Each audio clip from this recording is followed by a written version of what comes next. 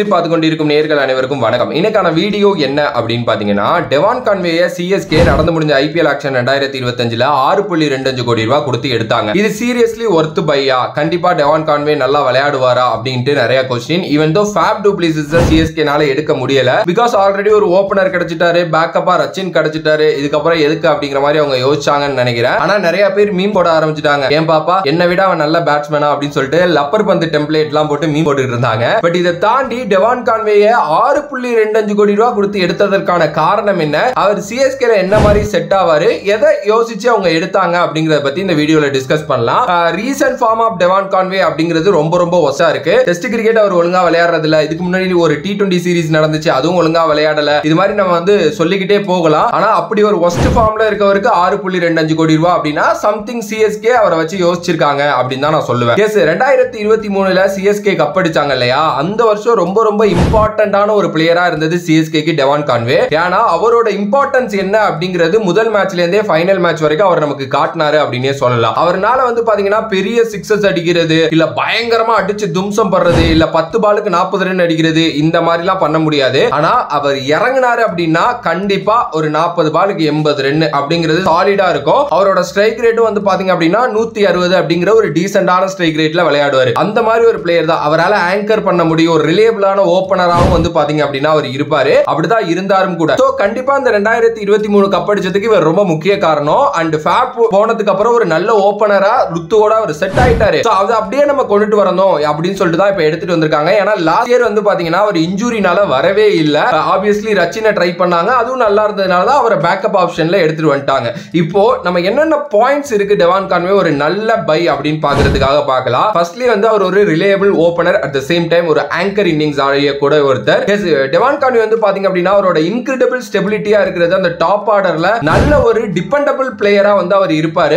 Innings எப்படி போதோ அதுக்கு ஏத்த மாதிரி ஆடுவாரு. நீங்க பவர் பிளேல கொஞ்சம் மேக்ஸிமைஸ் பண்ணணும் அப்படின்னா அதை பண்ண முடியும். இல்ல விக்கெட்ஸ் ஒரு சைடு உழுவுதே ஆங்கர் பண்ணப்பா அப்படின்னா டிபிக்கலா அதுவும் வந்து பாத்தீங்க அப்படின்னா பண்ண முடியும். அதே நேரத்துல வந்து பாத்தீங்க அப்படின்னா மிடில் ஆர்டர்ல இறங்கணும் அப்படின்னா கூட அவர் பண்ணுவாரு. ஏன்னா அவரோட டொமஸ்டிக் டீம்ஸுக்கு ஈவன் தான் அவர் உள்ள வந்தப்ப நியூசிலாந்து டீமுக்கு கூட மிடில் ஆர்டரா தான் அவர் வந்து ஆடிக்கிட்டு இருந்தாரு. ஓகே, அதே நேரத்துல வந்து ஒரு நல்ல வெர்சடைல் பிளே வந்து அவர்கிட்ட வந்து இருக்கும். அவரோட ஸ்ட்ரைக் ரேட் ரொம்ப இம்ப்ரெசிவா இருக்கும். அவரால வந்து நான் ஃபர்ஸ்ட்லயே சொன்ன மாதிரி ஒரு பயங்கரமான அடிச்சு அடால் துடால் ஆடக்கூடிய பேட்ஸ்மேன் வந்து கிடையாது. ஆனா கேமுக்கு ஏத்த மாதிரி டிபெண்டடா தன்னோட கேமை மாத்திக்க கூடிய ஒருத்தர்.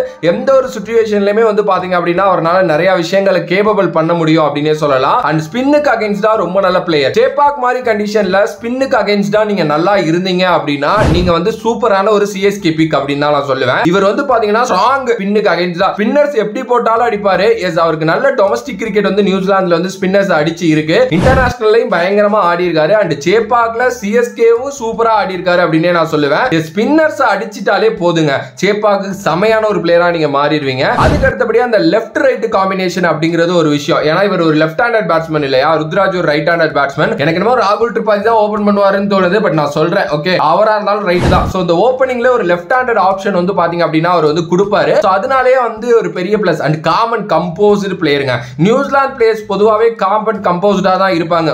எக்ஸப்ட் ஏதாவது ஒரு 10 வருஷத்துக்கு ஒரு பிளேயர் வந்து ரொம்ப அக்ரெசிவா வருவாரு. மத்தபடி எல்லாருமே காமன் கம்போஸ்டா தான் இருப்பாங்க. அப்படி இருந்தா சிஎஸ்கேக்கு நல்லா சூட் ஆவாங்க. அதே மாதிரி ரொம்ப மெச்சூர்டு பிளேயர்ஸா அவங்க வந்து இருப்பாங்க. லைக் யாரையும் அபியூஸ் பண்றது இதெல்லாம் வந்து பண்ண மாட்டாங்க, காமா ஆடுவாங்க. சோ எம்எஸ் தோனி லீட் பண்ற சிஎஸ்கேவா இருக்கட்டும், இல்ல ருத்ராஜ் கைக்வாட் லீட் பண்ற சிஎஸ்கேவா இருக்கட்டும், காமன் கம்போஸ்டா இருக்கிற பிளேயர்ஸ் மேல நிறையவே வந்து பாத்தீங்க அப்படின்னா அவங்க இன்வெஸ்ட் பண்ணுவாங்க. அந்த மாதிரி ஒரு பிளேயர் தான் இவரும். அதே நேரத்துல கன்சிஸ்டன்ட் கான்வே அப்படின்னு இவரை வந்து சொல்றதுக்கு காரணம் என்னன்னு உங்களுக்கு தெரியும்னு நினைக்கிறேன். அக்ராஸ் த ஃபார்மட்ஸ், அதாவது ஓடிஐ, T20, அதுக்கப்புறம் வந்து டெஸ்ட் கிரிக்கெட், இது எல்லாத்துலயுமே வந்து பாத்தீங்க அப்படின்னா அவரோட எபிலிட்டியை அவர் பயங்கரமா வந்து காட்டியிருக்காரு. கன்சிஸ்டன்டா விளையாண்டிருக்காரு. அதாவது ஒரு இன்னிங்ஸ் அடிச்சுட்டு அடுத்த 5 இன்னிங்ஸ் நான் அடிக்க மாட்டேன் அப்படிங்கிற பிளேயர்லாம் கிடையாது. எல்லா மேட்சும் அடிப்பாரு. எல்லா மேட்சும் அவரால் கொடுக்கிற வேல்யூ ப்ரொவைட் பண்ணுவாரு. அதே நேரத்தில் ஃபெயில் ஆனார் அப்படின்னா கண்டினியூஸா ஃபெயிலும் ஆவாரு. அதே நம்ம ஒத்துக்கிட்டு தான் ஆகணும்.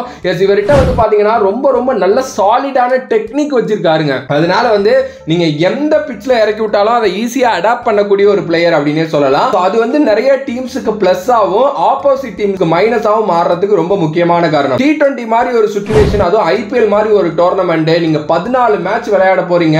இந்தியால இருக்கிற எல்லா பிட்ச்லயும் ஆல்மோஸ்ட் விளையாடுவீங்க அப்படிங்கிற பட்சத்துல உங்களுக்கு இந்த மாதிரி பிளேயர் தான் தேவை. டக்குன்னு போன உடனே அடாப்ட் பண்ணி விளையாடணும், அது கன்சிஸ்டன்டா ஆடணும். அதை வந்து தலைவன் சூப்பராகவே பண்ணுவான். அதுக்கு அடுத்தபடியா ப்ரூவன் பிக் மேட்ச் பிளேயர். நான் நான் ஃபர்ஸ்ட்லயே சொன்ன பாயிண்ட் மாதிரி டெவான் கான்வே வந்து ஒரு பெரிய பிக் மேட்ச் பிளேயர். அதுக்கு லாஸ்ட் இயர் அந்த 2023 IPL நமக்கு வந்து பாத்தீங்க அப்படின்னா எடுத்து காட்டியிருக்கோம் அப்படின்னு நான் நினைக்கிறேன். ஏன்னா அவர் வந்து ஃபைனல் வரைக்குமே ரொம்ப நல்லா விளையாண்டாரு அப்படின்னே சொல்ல முடியும். கிரிட்டிக்கல் சிச்சுவேஷன்லயும் சூப்பரா விளையாடக்கூடிய ஒருத்தர், அதே நேரத்தில் ஒரு நல்ல ஃபீல்டருங்க. எஸ், ஆப்வியஸ்லி வந்து பாத்தீங்க அப்படின்னா அந்த ஃபீல்டிங் அப்படிங்கிற ஒரு விஷயம் வந்து இப்ப இருக்கிற மாடர்ன் டே கிரிக்கெட்ல ரொம்ப ரொம்ப முக்கியம் அப்படின்னு தான் நான் சொல்லுவேன். ஆப்வியஸ்லி நீங்க ஒரு 4 போற இடத்துல ஒரு 3 ரன்னை கட் பண்றீங்க, இல்ல ஒரு பயங்கரமா 6 போற இடத்துல பறந்து கேட்ச் பிடிக்கிறீங்க அப்படிங்கிற விஷயங்கள்லாம் அந்த டீமோ வந்து அப்படியே ஆப்போசிட் டீமை கொலாப்ஸ் பண்ணக்கூடிய ஒரு இதை கொடுக்கும். சோ அதை வந்து நிறையவே பண்ணுவாரு. அண்ட் விக்கெட் கீப்பிங் ஆப்ஷனும் கூட MS தான் விக்கெட் கீப் பண்ண போறாரு. பட் இன்கேஸ் ஏதாவது ஒரு சிச்சுவேஷன்ல ஒரு விக்கெட் கீப்பர் வேணும் அப்படிங்கிற பட்சத்துல நீங்க ஒரு பேக்கப் ஆப்ஷன்லாம் போக தேவையில்லை. டெவான் கான்வே விக்கெட் கீப்பராகவே உள்ள வந்துருவாரு. ஆப்வியஸ்லி அவர் ஒரு சூப்பரான விக்கெட் கீப்பரும் கூட. நியூசிலாந்தோட விக்கெட் கீப்பர் அவர் தான். ஓகே, அதுக்கு அடுத்தபடியா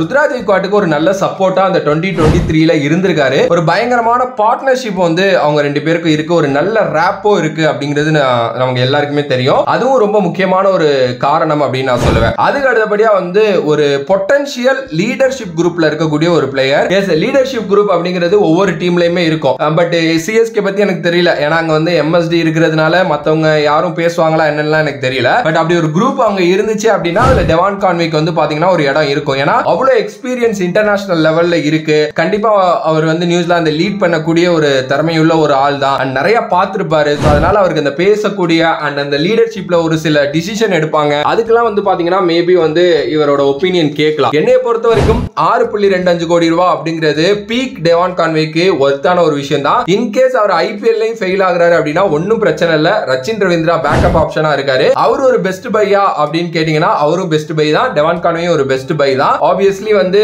சூப்பரான ஒரு பிளேயரா எடுத்திருக்காங்க. ஈவன் தோ அந்த 2023 நல்லா ஆடினார் இல்லையா, அதுவே அவர் திருப்பி எடுக்கிறதுக்கான முக்கியமான காரணம் நான் சொல்லுவேன். மேபி உங்களுக்கு கருத்துகள் மாறுபடலாம், மாறுபடணும் என்னைய பொறுத்த வரைக்கும். அப்படி மாறுபட்டுச்சு அப்படின்னா மறக்காம கமெண்ட் பாக்ஸ்ல கமெண்ட் பண்ணுங்க. அண்ட் இந்த மாதிரி என்ன வீடியோஸ் வேணும் அப்படிங்கறதையும் கமெண்ட் பாக்ஸ்ல கமெண்ட் பண்ணுங்க. அண்ட் நேத்து நடந்து முடிஞ்ச அந்த பிங்க் பால் டெஸ்ட் பத்தி ஒரு வீடியோ போட்டிருக்கேன், நம்ம சேனல்ல இருக்கு, போயிட்டு அதையும் செக் பண்ணி பாருங்க. அதனால நான் டிஸ்கிரிப்ஷன்ல கூட அதோட லிங்க் கொடுக்குறேன், போயிட்டு பாருங்க. தொடர்ந்து இது மாதிரி நிறைய வீடியோஸ் பிளான் பண்ணிருக்கேன். சோ கண்டிப்பா இதுக்கப்புறம் வந்து ஒரு நாளைக்கு 2 இல்ல 3 வீடியோ போடுற மாதிரி கூட வீடியோஸ் வரும். சோ அதை தொடர்ந்து சப்போர்ட் பண்ணி அண்ட் கொடுங்க, அப்பதான் நிறைய வீடியோஸ் வரும். ஓகே, வேற ஒரு வீடியோல வேற ஒரு கான்செப்ட்ல வந்து சந்திக்கிறேன். அடுத்த பேக் ஃப்ரம் ஜூவி மணி. Love you all, stay safe மக்களே.